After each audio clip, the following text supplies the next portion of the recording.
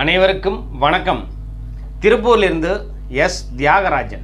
சரி, இன்றைக்கி நம்ம பார்க்க இருக்கும் தலைப்பு திருமணம் லேட் ஆகிறத பற்றி இன்றைக்கி பார்க்கலாம். அதுக்கு என்ன பரிகார முறை அப்படிங்கிறத பற்றி இன்றைக்கி பார்க்குற மாதிரி இருக்குதுங்க. அதாவது திருமணம் லேட்டு அப்படின்னாலே நம்ம என்ன பண்ணுறோன்னா, நம்ம ஜாதக ரீதியாக எப்படி இருந்தாலும் கல்யாணம் ஆகிடும்னு நினைக்கிறோம். ஆண்டவ முன்னத்தில் நல்லபடியாக கல்யாணம் ஆச்சுன்னா பரவாயில்ல.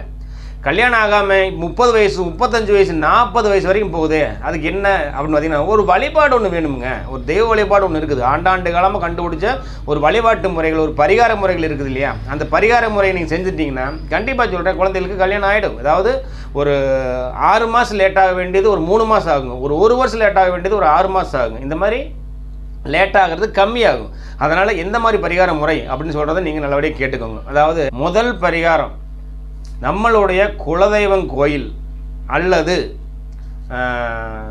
இஷ்ட தெய்வம் கோயில், இது அம்மன் கோயிலாக இருக்கணும். இந்த கோயில் போயிட்டு கருப்பு வெள்ளை இல்லாத 7 ஜாக்கெட் பிட்டு வாங்கி, தாலி கயிறு, மஞ்சக்கிழங்கு, சந்தனம், குங்குமம் போட்ட டப்பா வைக்கும் 10 ரூபா பாக்கெட்டு, அது ஒரு 7 வாங்கி சாமி பேரில் அர்ச்சனை பண்ணிவிட்டு, நம்ம பையனுடைய பேர்லையோ பொண்ணுடைய பேர்லையோ அர்ச்சனை பண்ணிவிட்டு வெளியே வந்து 10 ரூபா காணிக்க வச்சு சுமங்கலி பெண்களுக்கு கொடுத்துருங்க. இது முதல் பரிகாரம். இதை செஞ்சு பாருங்கள். ஏன்னா இதனோட பலன் இதோட 2-3 டைம் நான் சொல்லிட்டேன். இதனோட பலனே வேறு மாதிரி இருக்குது. 17 நாளில் கல்யாணம் ஆனதெல்லாம் நான் பார்த்துருக்குறேங்க.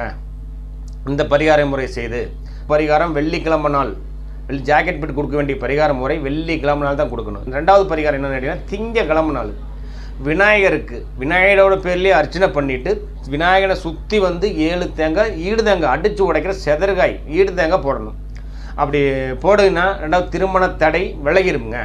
3வதாக வந்து பார்த்தீங்கன்னா, உங்களுக்கு திருமணம் கல்யாணத்துக்கு போயிட்டு தாலி கட்டுற நிகழ்வை, தாலி கட்டுறாங்க இல்லைங்களா, 3 முடிச்சு போடுறாங்க இல்லைங்களா, அதையே ஒரு 3 கல்யாணம் 4 கல்யாணம் பார்த்தாங்கன்னா அடுத்த கல்யாணம் நம்ம கல்யாணமாக இருக்குது. ஏன்னா அது வைப்ரேஷன். அதுக்காக அந்த திருமண அமைப்பையும் போய் பாட்டுவாங்க. இந்த 3ஐயும் செய்யுங்க சார். நான் ஒரு தடவைக்கு 2 தடவை நான் சொல்லிட்டேன். இருந்தாலும் இது நல்ல ஒரு பரிகார முறை. நீ செய்து பாருங்கள், அப்புறம் தான் உங்களுக்கு தெரியும்.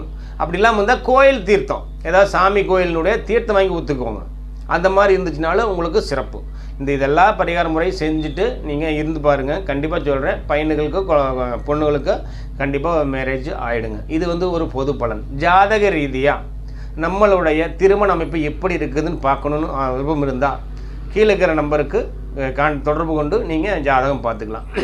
வீடியோ பிடிச்சிருந்தா ஒரு லைக் பண்ணுங்கள், ஒரு ஷேர் பண்ணுங்கள், மறக்காமல் ஒரு சப்ஸ்கிரைப் பண்ணுங்கள்.